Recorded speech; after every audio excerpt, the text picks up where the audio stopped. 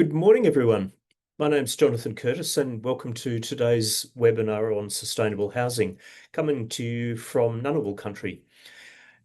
Housing, of course, is always a huge topic in Australia. At the moment, we're largely focused on housing shortages and affordability. In the rush to build new houses, though, we need to think about how we can make these houses as sustainable as possible. Inefficient houses, of course, require huge amounts of energy to heat in winter and cool in summer.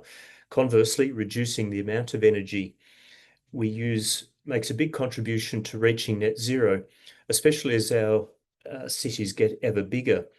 To talk about what this looks like in practice, I'm delighted to welcome Helen Oakey, the CEO of Renew. Of course, for those of us in the Conservation Council of the ACT community, Helen needs little introduction, given her role as former executive director, when she led work on fossil gas and transport emissions, biodiversity and planning. More broadly, she's worked in sustainability, climate advocacy and community engagement for over 2 decades. I'm also joined off screen by Aveen Crimmins, who's campaigner at the Conservation Council, and so you may hear her voice asking questions at some point as well as we go through.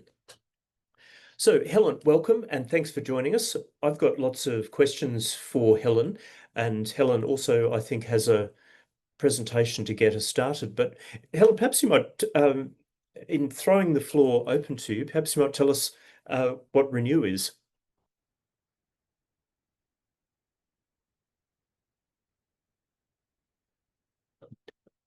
Oh, We're just working on that. thank you. Right, she's back. It takes a lot to stop me from talking. Thanks, Jonathan, and thanks so much for having me. I can already see some familiar names on the screen, and it's really lovely to be back at the Cons Council, where I spent nearly 4 years as the ED, as Jonathan mentioned. My family and I moved to Melbourne at the end of 2022, so I'm coming to you today from Wurundjeri Woiwurrung land in Eltham on the northeast suburbs of Melbourne, where it is windy and cloudy. It's been extremely windy the last 24 hours. So Renew is an organisation that's been around for many decades, actually. Started in 1980 by people who were super enthusiastic about the sustainable technology solutions that were available to people back then in terms of solar, water conservation, things like that, and who wanted to educate other people in the community about what those solutions might look like in terms of their own homes. And so Renew has a long history of community engagement, community education, trying to expose people to things that they might not have seen before. And in fact, Renew used to be called the Alternative Technology Association. Back in the days when solar was considered alternative, we had a name change back in 2017, 2018, which was good because I think most of us think that solar is actually mainstream technology now these days and a big part of the solution for the clean energy transition. So we do a range of activities. We do advocacy work on a range of topics, which I'll touch on today. We run a Coordinate Sustainable House Day, which is a very long-standing community event that was run by individual communities across Australia even before Renew started coordinating it. And even in the ACT, I remember going to a Sustainable House Day back in the 90s when it was a very decentralised local event then. And so we run Sustainable House Day. We do webinars and events around home sustainability. And we publish, of course, 2 great magazines, which actually I'll duck into the presentation because I'm starting to talk about things that I've got pictures for as well. So I'll make it look a bit prettier and see if I can get this working. Just bear with me for a second while I do some technical wizardry, which I did pull off before, but we'll just see if I can pull it off again. So I need to share that screen. Okay, there. And then I'll go here. Okay, can everyone see that? Looking good? Okay, great. All right. So just talked a little bit about who we are. So I won't repeat all of that. these are the two magazines that we publish. Sanctuary magazine, which really zeroes in on the sort of the details of sustainable housing, what some of the options are. It's also a beautiful magazine. It's a very creative magazine, and there's lots of really great ideas in there about how to build and how to build sustainably, and how to retrofit houses as well. On the right-hand side is a recent cover from a copy of Renew magazine. You might notice I pulled one up for you that has got also an ex-board member from the Conservation Council in the ACT on the front cover. That's Jenny Edwards, who used to run Lighthouse Science and Architecture. She stepped back from the architecture space a bit at the moment, but she's an energy efficiency guru. So these are the two magazines that we publish. You can get, we get 4 magazines a year, and you can get them on subscription from our website. And they're just a really great read, lots of really good content ideas. And we try to really profile some of the kind of key climate leaders in the space as well. I mean, Jonathan asked me to really talk about Sustainable House Day and why sustainable housing is important. So I'll give a bit of an overview here of what some of the key issues are going forward, and some of the things that we are doing. And then I thought if we have time, I'll show you a few of the key sustainable houses that we profiled this year for Sustainable House Day, because it's just really good fun to see what other people are doing in this space. But really, sustainable housing is important for a number of reasons, mostly because it's, having a good house, a safe house and a comfortable house is really a human right. It's something that we should aspire to for everybody, to be safe and comfortable and to not have exorbitant energy bills. And also, as was made very, very obvious yesterday with the release of the government's new climate resilience and adaptation report, risk and adaptation report, is that climate resilience in housing going forward is going to be a really crucial issue. And that's going to relate to, resilience with regards to bushfire and smoke, which I know is something in the ACT is really pertinent. And I think probably most people, were experienced, if not the fire, then definitely the smoke scenarios that houses were put under a few years back now, 5 years back, in the ACT with the 2019-2020 bushfires. But also resilience with regards to flood. I like that I've got fire and bushfire in there, sorry about that. But flood resilience as well is another really big issue. And particularly in Australia, where we put lots of houses in areas where they probably shouldn't have been built in the first place. And now people are left in situations where they're facing flood circumstances that are much more frequent than were originally proposed, when they moved into those areas. So obviously we want homes that are consuming less energy, water, and other resources, and we want to reduce the impact on the planet. And it's pretty doable in terms of technology these days to run a home that is quite close to net zero. Maybe not construct that yet, but certainly to operate pretty much a net zero home. So I just quickly thought I might touch on what needs to happen in the policy space in this area. In 2022, the National Construction Code lifted the minimum standard for new build homes to 7 stars. That is good and that is okay, but it is not going to be enough going forward. So we need to go back and revisit the National Construction Code, which will come back to looking at residential buildings in 2028 and think about what they're going to need to start considering going forward. Some of the issues that are pertinent for us are things like window glazing, window double glazing, the sealing up of the building envelope, and also some of those resilience issues around flood and smoke. The resilience issues for things like floods are quite different to some of the resilience issues around smoke, obviously. For our older housing stock, and we have a lot of it, a lot of homes that were built obviously pre the 7 stars, but also a lot of homes that were built pre the 5-star rating system, which I think was, I always get this year wrong, but it was in around 2005, I think. I suspect Caroline will know exactly when it was. But we need to think about those homes and how we retrofit all of the older homes, all of the old housing stock in Australia, to try to both maintain we want to try to retrofit so we can maintain that embodied energy, but we also need to acknowledge that we have people who are living in those homes who don't have control to actually renovate or retrofit those homes in the way that they might like to. So one of the first things that we need to do is set mandatory minimum standards for all renters in all states and territories. Oh my goodness, sorry, I'm just seeing spelling mistakes jumping out at me of my presentation, so my apologies. We have some mandatory minimum rental standards for energy efficiency in the ACT, a very minimal standard of ceiling insulation. And the Victorian government has also just announced that they are going to implement minimum standards in Victoria, but most of the rest of the country does not have that for rental properties. And we also need to make it illegal to sell or rent a home without that sustainability information being available. Again, ACT led the way in this, and I believe this was well before, probably again early in the 2000s, if not earlier, the ACT set a disclosure law around selling homes and renting homes. If you had an energy efficiency rating for a rental property, you need to advertise it, and all homes that are put on the market in the ACT need to advertise that EER rating as they sell their homes. That does not happen in any other place in the country. That is unique to the ACT. So, for example, when I moved down here and bought a home in Melbourne, I had absolutely no idea what I was buying.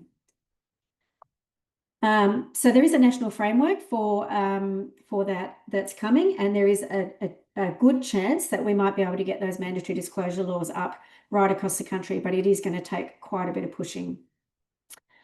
This is a bit of a summary here you can see of the minimum standards laws across the country for energy efficiency for renters. You can see where the ACT is up to, where Victoria is up to. There's a little bit of a conversation happening in South Australia, and there's a commitment in New South Wales to look at these issues going forward. So there's some work to do. Oh, I'm going the wrong way. Let's go this way.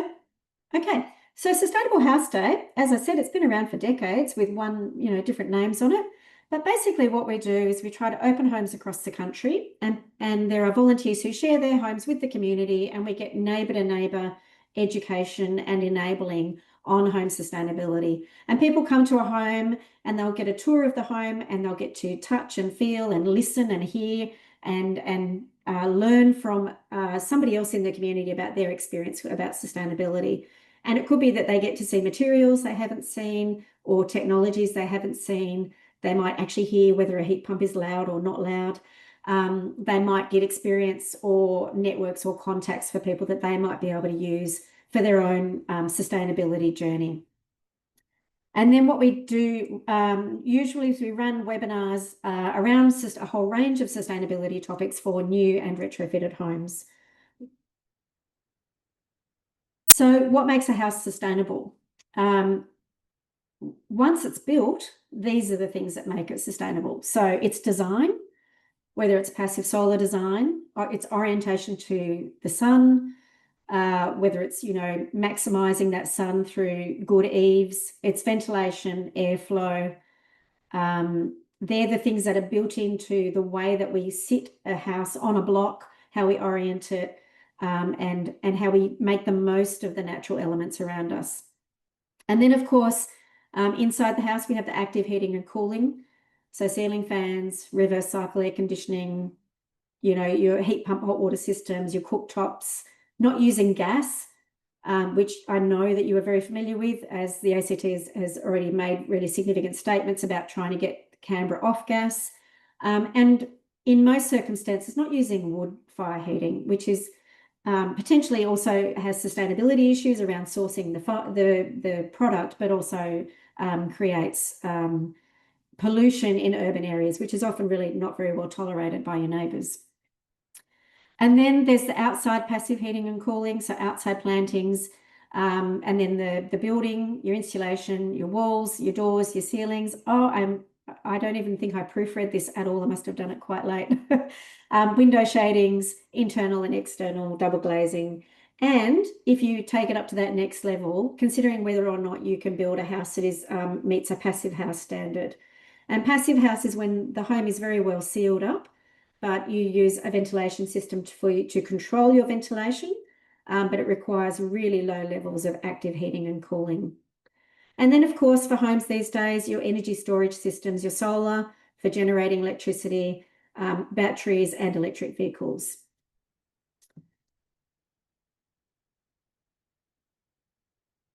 And then, of course, there's that idea of embodied energy. And I think that's something that's really important when we think about retrofits versus new build homes, and why we might consider thinking about how we can retrofit a home to be sustainable rather than knocking it down and starting again.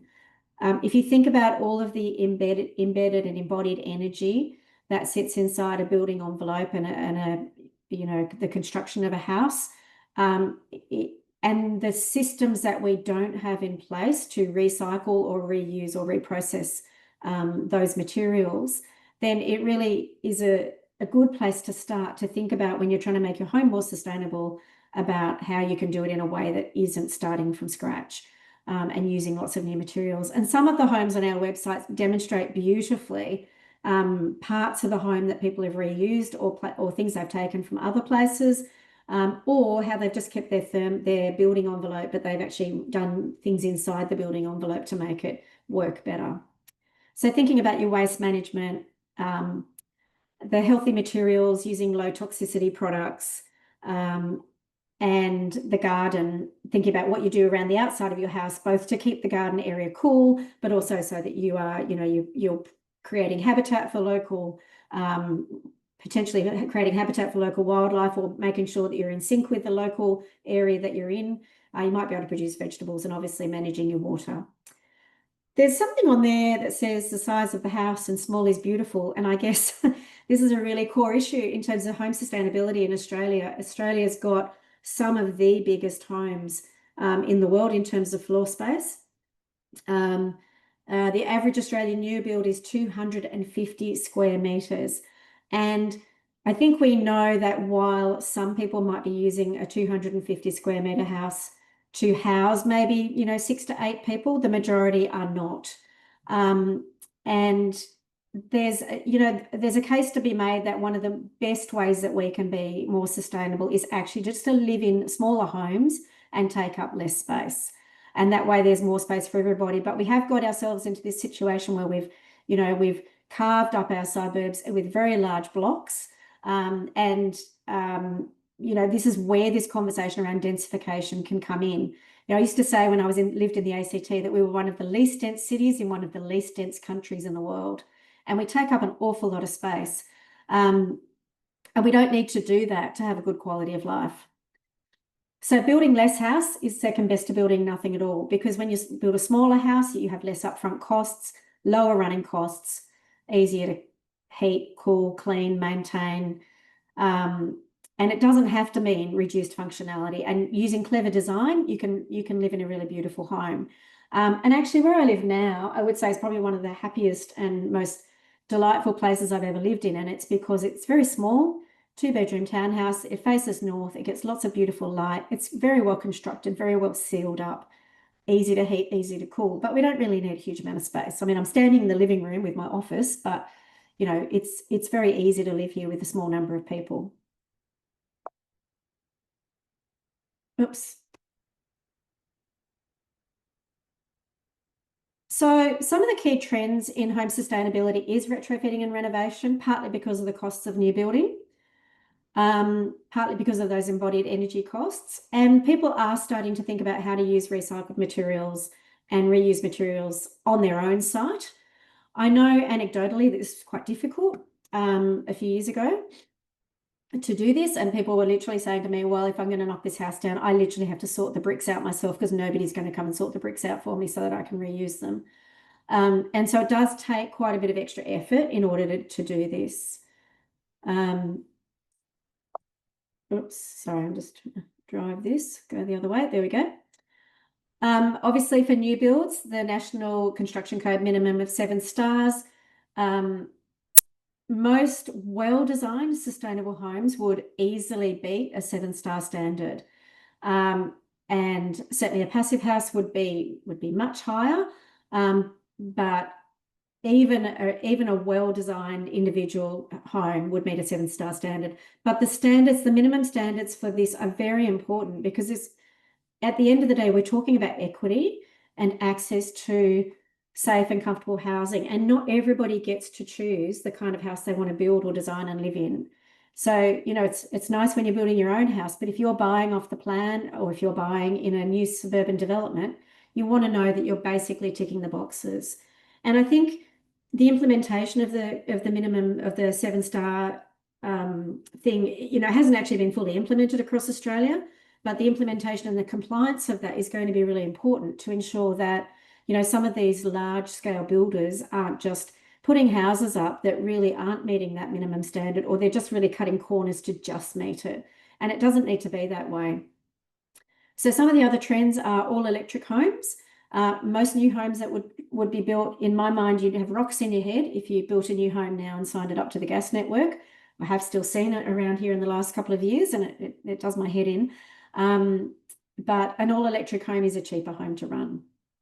And the other big trend that's coming is a trend around prefab housing, which is when the house is effectively constructed off-site in a factory. And one of the benefits of that is that they can often produce quite well sealed up homes. So the thermal envelope is really tight. It prevents all the drafts. And the cost per square metre of the home can be a bit lower. And also it means that you can drop a home into a site really quickly. So that can be both for things like social housing projects, for tiny homes, but it's even happening in high-end areas in Sydney where people are like, if they live in Bondi and they don't want to have trucks going up and down the street every day for 6 months or a year building a house, then they're heading for that prefab option and then bringing the house in, and it takes 3 days to set up on site. I'm sure there's a bit of gardening to do after that, but it is a really important trend, and it is an issue in terms of sort of trying to meet that those construction deadlines. And I mean, I don't know this for sure, but I think there's some real concerns about lack of expertise and compliance and knowledge in the building sector at the moment. And so prefab housing is one way that you can be reasonably confident that you're going to get a good structural house without, having to all that anxiety around whether the builders are actually meeting standard. Okay, I'm going to pause there, take some questions, because this is where we go into showing you some of the nice houses. But how about I stop for a bit and I'll just make this go away for a minute and see if I know there's some questions in the chat. And if people would like to put their cameras on, that's all good. Thanks, Helen. Just one to kick off. What would you said the minimum standard of 7 stars. Well, what would a near perfect passive house look like in terms of a star rating? That's a really good question. I don't think that they use the star rating. So just for reasons of disclosure, I am not a building scientist. So unfortunately you have to bear with me, but I don't think that they use the same system. They use a passive house rating system, which basically talks about what the the insulation ratings and what the airflow, the air transfer rates are inside, outside, and things like that. So, but I mean, I think that they'd probably say they're up at around about a 9-ish, but I don't think it's directly comparable across those two systems. There is some criticism of the passive house system in Australia because, passive house was designed for Germany, where the climate's quite different. And, there are people that don't prefer passive house because because you're controlling that airflow so much that you don't, in Australia, you might just want to open the windows and open the doors and let the warm air in sometimes. And also the question is about, well, how far down that road of passive house do you have to go in order to get what is considered to be a substantial level of the benefit of having good thermal efficiency? So, you could get 90% of the way there with a house that is just got good thermal efficiency, well built, well constructed, double glazed windows, and passive house might take you that next level. And it's a debate to be had, and I think there's pros and cons on both sides. So passive house is definitely not for everybody, and it probably won't be for everybody. But I think we're learning a lot about the principles of passive house anyway in when we're thinking about draft sealing and double glazing. Another one that I wondered about is the building materials, because as I understand it, the passive house and the NatHERS, the national, correct me if I'm wrong, National Home Energy Rating System, they look at the energy flows required to heat and cool a house. What about are there any rating systems that look at the greenness, the sustainability of the house as it's constructed? Because concrete, for example, is well known as a particularly high emissions building material compared to other things, perhaps like rammed earth or something. Is that sort of getting a bit off I topic, think or have you looked at that? I think what the rating systems are doing at the moment is, and what they've always done, is looked at the operational thermal performance. So, what is the performance of your thermal building envelope? And what they're starting to do to build into the rating systems is also how does your house operate? But that's sort of more recent and is coming along its way with NatHERS. Like, so there's two ways of you can say, here's your building, how does it perform? What's the thermal performance? And here's what the people inside the building do, and how does the building operate? Like, what's its operational efficiency look like? So, for example, you can have a really large house that's built to a really high standard, but you've got your underfloor heating on all day, and you've got your heating running all day everywhere, and then you don't have your curtains up. So suddenly your operational efficiency drops. I don't think there are standards with regards to the material, the actual construction material that's being used. Obviously, when you go to buy those construction materials, the people who are selling them to you will tell you that they meet particular standards, or that they will help you deliver to a particular standard. So when we set standards under the law, we're really looking at how do you meet the standard, and there might be multiple different ways of meeting that standard using different kinds of materials. So people who use rammed earth would say it achieves this. People who use, prefabricated panels will say it achieves that.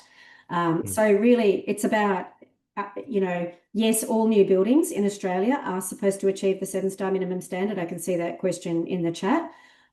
It may not have been rolled out across all of the jurisdictions quite yet, and I don't know all of the implementation dates across the jurisdictions. Some of the jurisdictions have moved quickly, like Victoria and the ACT. Some of them are moving more slowly, but it is where the national standard has been set and agreed to by all the states and territories.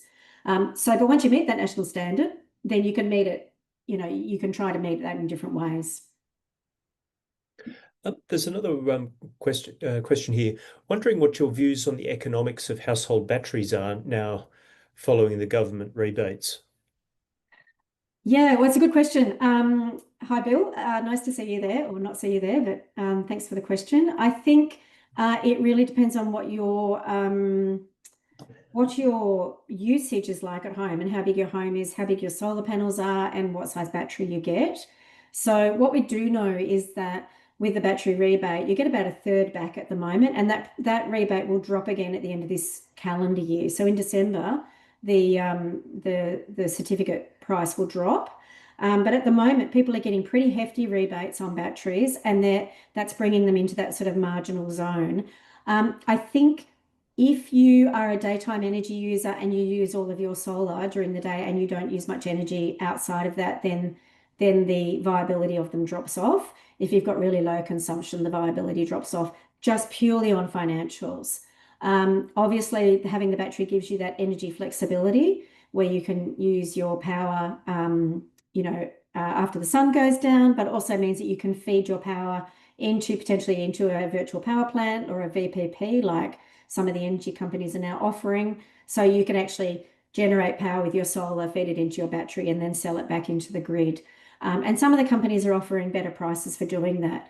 So it's a good question, but it's not an easy question to answer generally, because it's dependent on so many personal variables. But what I'm hearing is that people are putting in much larger batteries than was expected under the rebate. They were sort of expecting people to put in sort of 10 kilowatt-hour batteries, but now they're kind of going up to 15, and some are putting in even bigger. So maybe some people have got grand ideas of energy trading, through the VPP to do that. So yeah, there's a whole load of variables. The best thing to do would be to get your electricity consumption patterns out, look at them, go and take it to maybe an installer and have a look. But it's certainly, I think they've seen 40,000 battery installs since the 1st of July.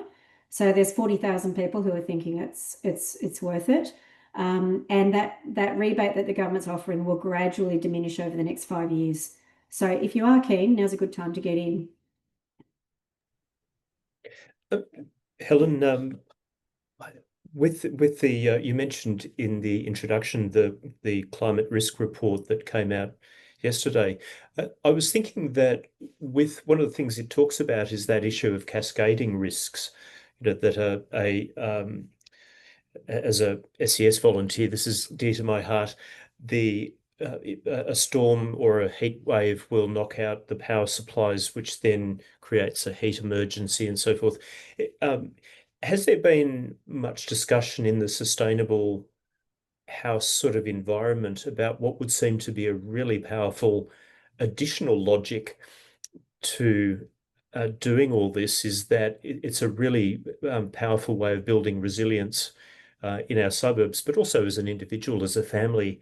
Am I right in thinking that a lot of this stuff really is a way of ensuring yourself in a very powerful way against the coming kind of climate conditions? Yeah, I think there is an undercurrent of those conversations all the time. I see them quite frequently post-storm events on things like EV forums because people have used their electric vehicle as a battery to, maintain health equipment or to keep their fridges running or just even to charge their phones and maintain communications. Because obviously, when the power goes out, we lose more than just the power. We lose communications as well these days, and that can be quite challenging. And I think the attractive idea here is that if we decentralize our energy production and our energy consumption, then we do build resilience into the wider grid. And this is something we've known about, we've been talking about for 20 years. I remember 20 years ago at Greenpeace with somebody who was absolutely fanatical about this idea that we put solar panels on every single roof, and then we basically have control of our own energy generation and it's decentralized. And I think the challenge going forward now is to think about who has control and ownership over some of those decentralized energy resources. Things like batteries that people put into their own homes. So your electric car and your battery that sit behind your meter are effectively your energy storage resources. And that's going to be very powerful, I think, going forward into the future. I think that's something that people will see the value of that. We need to be cautious about things like community batteries or calling them community batteries sometimes because actually they're not necessarily owned or run by the community, but we should be calling on our energy network developers to be putting what I call decentralized batteries in the suburbs so that there's that resilience in the wider grid or the localized grid, the suburban level grid. And I think that's actually what's happening in the ACT. I know it's called Canberra's big battery, but I've got a feeling it's a bunch of little batteries around the place. And they should be run by the network operator, but let's not call them community batteries because they're actually run by Evo Energy. But I think I think there is an attractiveness in that. But resilience, one of the things I think about climate change and all the impacts that are coming down the wire at us is that we can never always quite predict exactly what's going to happen. And we don't actually think about the consequences of that until it does happen. And we do well to learn from that. And I think the real world story that I experienced was in Canberra during the bushfires when the smoke was coming in, and the first wave of smoke pre-Christmas, which saw people who had evaporative cooling suddenly not be able to use their evaporative cooling systems at all because it was letting too much outside air in. And so the people who actually had better resilience for that situation were people who had reverse cycle air conditioners with good filtration systems. And so neighbours were visiting homes to go and sit in their neighbours' houses so that they could breathe properly. And we need to think that through properly. And that's why housing is so important, because housing is a place of refuge. And so being resilient in your house is about your family, but it's also potentially about your neighbours and your community and your networks and supporting people through those difficult pointy times when systems aren't operating the way they normally do. there's a question here looking at GFA, which I assume means ground floor area versus occupants, and sort of a large house with a high rating can still be poor in the larger context of sustainability. If there's really not, a gigantic house that has a high ranking, but it still only has one person in it, I suppose has a per capita effect that's still quite low when you take into account the the construction costs, for example. Does that ever figure into the analysis? Oh, I mean, absolutely. I think this is the point that I was making at the beginning that, Mm, small is beautiful, big is okay, but you want to be fitting a lot of people into big because yeah, it's about, what's the space that we all need to take up as human beings in a cities that are getting more crowded and a country that has, high demands on space for biodiversity and other reasons. And so I think that's exactly right. It's in Australia, when we build a house for a family of four, sometimes people are living there with, two living areas, three bathrooms. Um, I've seen one actually. It's beyond belief. The bar, the study, the guest room. And the thing is that we can be more creative and to live in a more sustainable way than that by thinking about how we create spaces to be versatile so that we can change the function of spaces, how we can share spaces better. So how do we share some of our outdoor spaces better? How do we share our community spaces better so that we don't all need to have, everything on our block of land? And, looking at different models like had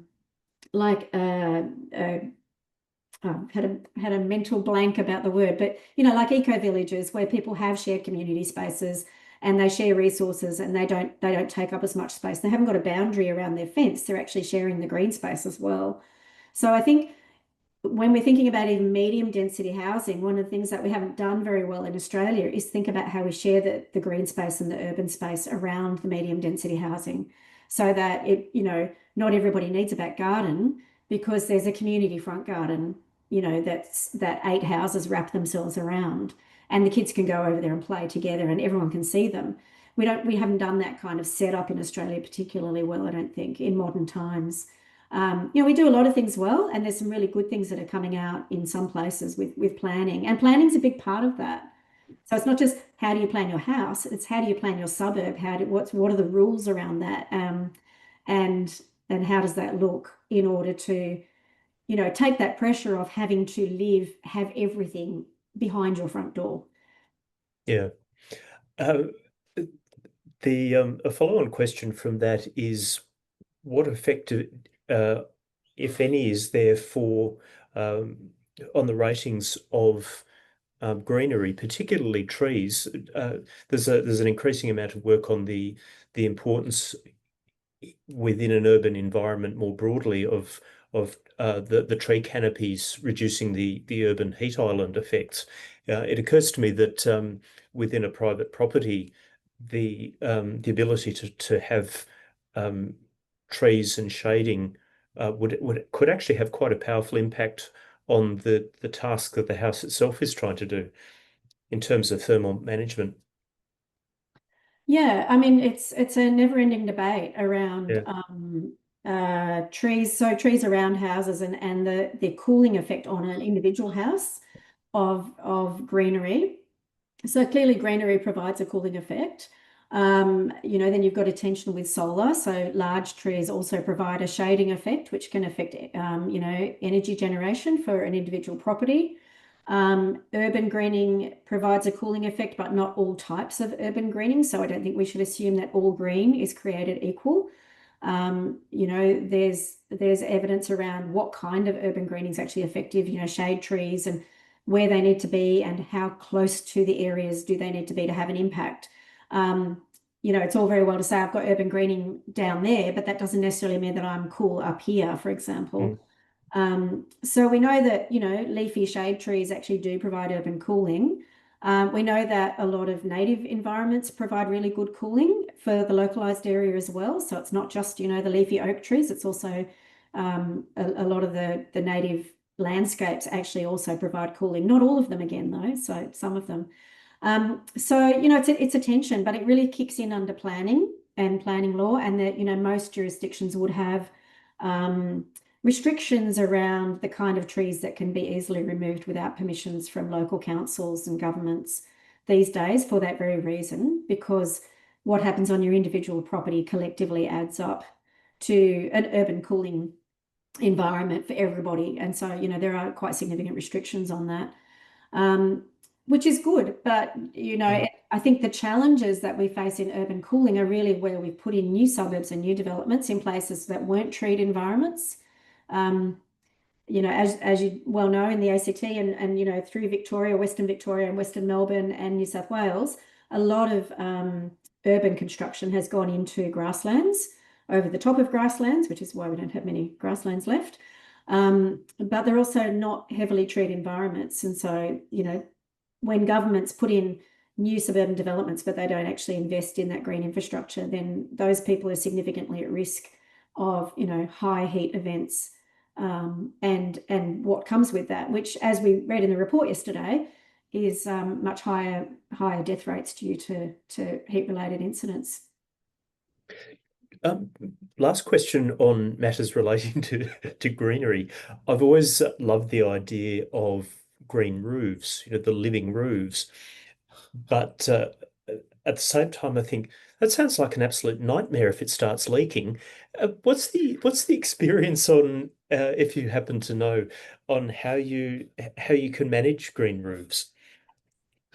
I wouldn't pretend to be an expert on green roofs at all, but I would say that the last time I heard somebody advocating green roofs, I was still living in Canberra, and we're at the end of an 8-year drought. And I did kind of think, well, horses for courses. I'm not sure that Canberra's the right place for a green roof. You only need somebody to forget watering it, and then you get one of those winds coming in from the west, and suddenly you've got dust everywhere, and not at all nice. And people don't look after them, and they're not well maintained, and you get weeds and things get blown around. And so I think it's really about being mindful about how those things are implemented properly. Maybe we need to think more about how do we build some of our houses more embedded into the ground so that, they're better insulated and they can be maybe covered with the landscape rather than sticking it up on top of a house or a building and then forgetting about it. So, but again, I say I'm not an expert, but that was just my very non-expert view on it, is that we should be reasonably skeptical of it as a solution in all environments. Probably one last question, because I want to make sure I leave time for you to run through some of those examples. But you touched earlier on the subject of the availability of recycled materials if you're refurbishing a house or renovating it. You quoted people saying, well, if anyone's going to, if I'm going to use these bricks, I'm going to have to clean them myself. Has that changed much? Has there been much work at an industry level of systematizing the ability to, in a cost-effective way, access pre-loved building materials? Because there's so much embedded energy in there, as you mentioned. I don't know exactly where it's up to. I think if you're very keen to do those kinds of things, then there are people that are in that space. I suspect that they are still niche industries. But I do think that the building sector is starting to think more systemically about how they can utilize building and construction waste and where that goes and how it gets recycled and reused. So my last sort of engagement on that was that the systems are starting and people are starting to think about it at a system level, but I don't know that you'll see that particularly rolling out as a consumer.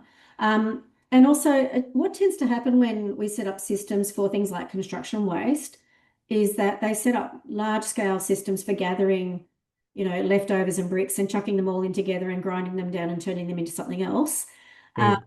Whereas if you sort of approach it from a bit more of a niche perspective, if it's a personal project, then you can probably find somebody who's servicing that niche. And that's, I always say, there's always somebody out there who's doing something innovative and creative. If you want to be doing something more sustainable, there's somebody out there who's already thought of it and is trying to do the same thing. So, you can buy recycled bricks, you can buy recycled building materials, but I doubt there'd be enough for everybody who needs a house to do that. And then I think, I think those pressures are coming down on the construction industry to start thinking about how they're going to manage that waste at a much more big picture level. I mean, the thing about housing waste, I was just going to say, Jonathan, one of the things about housing, if you knock down an old house, you inevitably have got a lovely piece of native forest timber in there that you should probably not put on the scrap heap.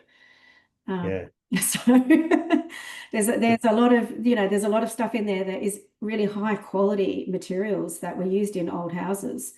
It's just that the houses weren't necessarily put together very well. Yeah, the amount of construction waste that's out there is quite scary. I've found that just in some research for this webinar that nearly 17% of the country's total annual waste is coming from the construction industry, and we're producing a total annually of around 76 million tons on the stats I could find. That's an awfully big pile of stuff. I think that's why there's a little bit of pressure coming to industry now on this. Mm. But I genuinely don't know where they're up to with that.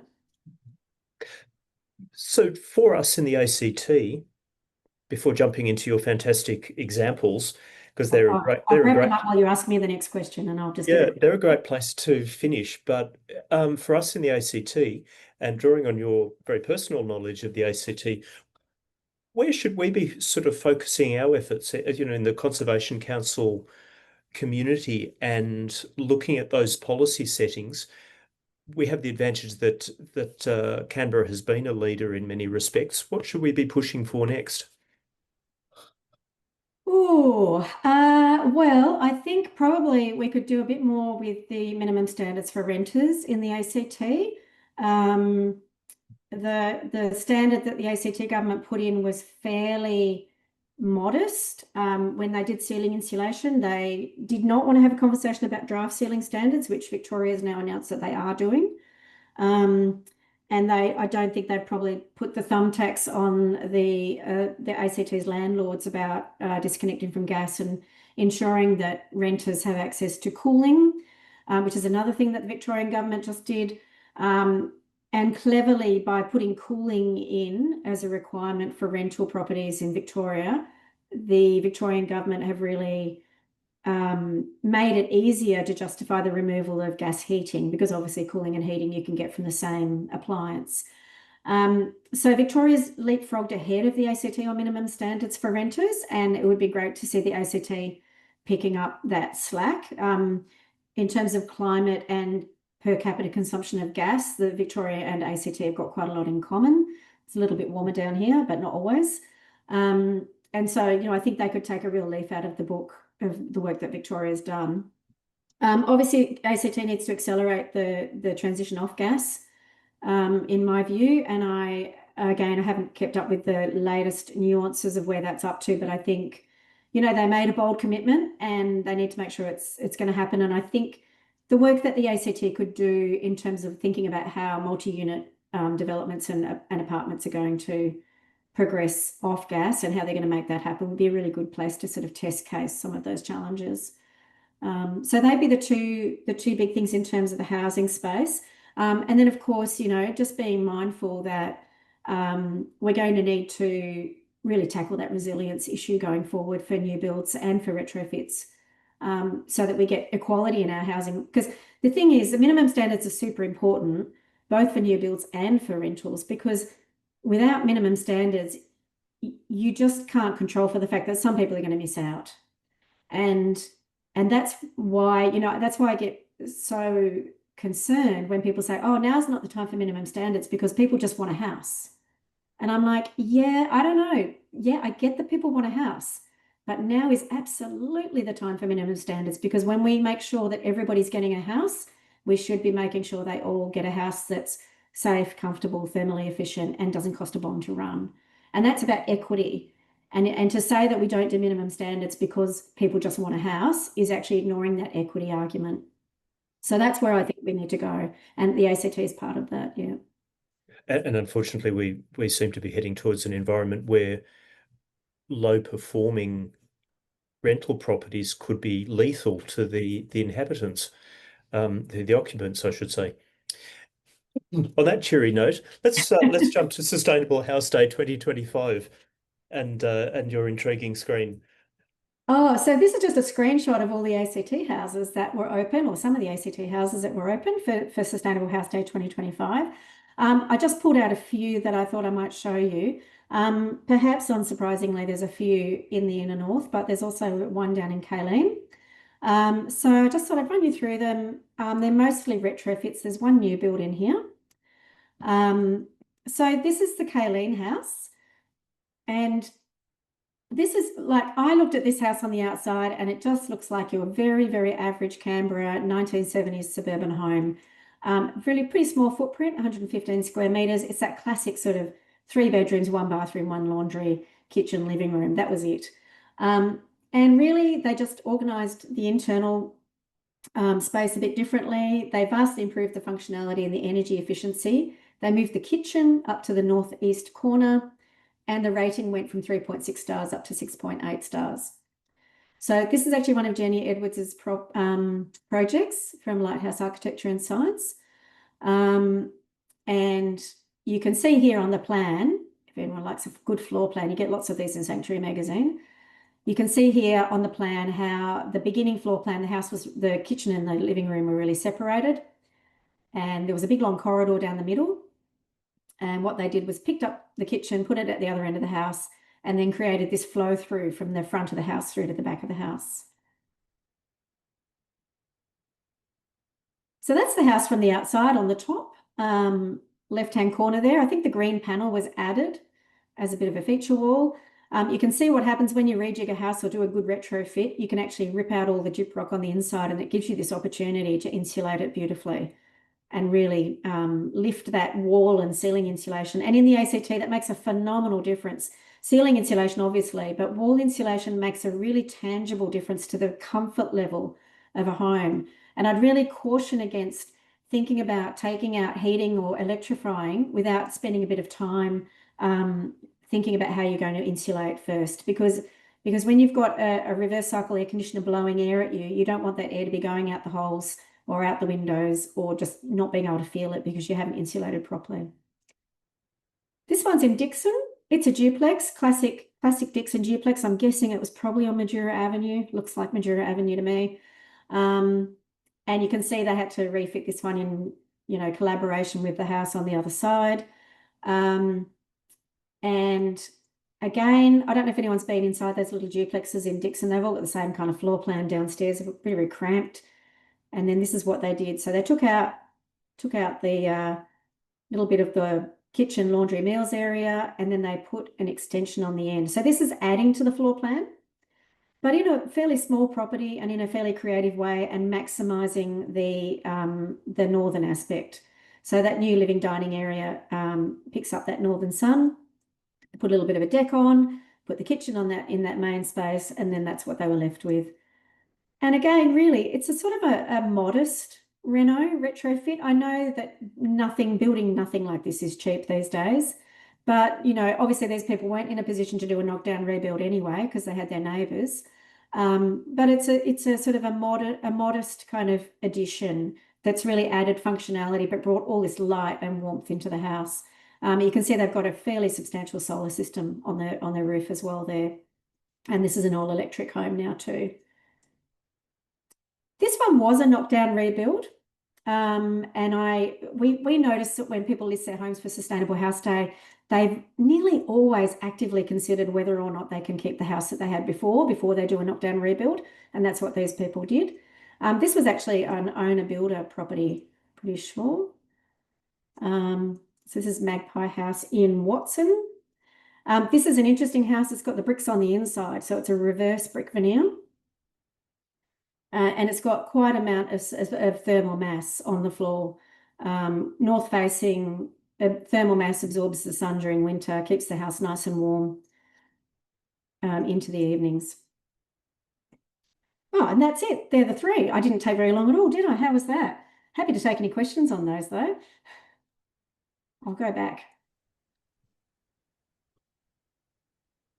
It's lovely for me looking at these because I generally recognize where they are. So, oh, there was another one in Dixon that was called Well Connected, and it was I think it was a passive house new build. Um, oh no, that was Well Connected. No, there was another one in, sorry, O'Connor that was a passive house new build that was really rather beautiful as well. Um, and again, I think they built it themselves, but they built it to passive house standard. And I think one of the things that Sustainable House Day does is it really demonstrates how passionate people are about making their homes comfortable and safe. And often people who've never built a home, once they get into this process, they suddenly decide that they want to get involved in it and do it themselves. So we have quite a few owner builders as well. It's such a fantastic um, exercise to be able to make it all real by letting people see those live examples of people who have done it before them, rather than sort of taking it from the abstract of a rating down to actual actual examples and really inspiring examples as well. That's actually perfect timing, Helen. Thank you, because You're we're welcome. just coming up on an hour, and so almost out of time for today's session. Thanks so much for joining us. A really interesting chat today, and it's sort of given me itchy fingers to go and want to do one myself, finances permitting as You know, well. the beautiful thing about Sustainable House Day is that it teaches people not only share their successes, they also share their failures and their challenges. Yeah. And I think that's where people learn the most. And sometimes it's hard to ask or put your hand up at an event or a webinar and say, I've got this house and I've got this problem. But what we do know is that that neighbour to neighbour discussion is so fulfilling for people. So I have put the date for Sustainable House Day in the chat. It's May the 17th, 2026 Yep. for next year. And of course, if you want to find out more about Renew, then you can go to our website and can join up, become a member, get access to our webinars. And you also get a 50% discount on the subscriptions to the magazines if you become a member as well. So there's that. I'm sorry, I had to do the shameless plug there, but got to get it in. Absolutely. No, that's great. For those of you who joined us online, thank you as well for making time in your day to participate in this discussion. I hope to see you all for our next webinar, which is in a couple of weeks, where we'll be focusing on the campaign to protect Canberra's Western Edge. We've got some really interesting speakers on that one, and hope you can join us for that. For details and tickets, just follow the links in the Yellow Box newsletter, which I'm sure you're all signed up to. On that note, thank you again, Helen, and we'll end it there. Have a great day and see you all next time.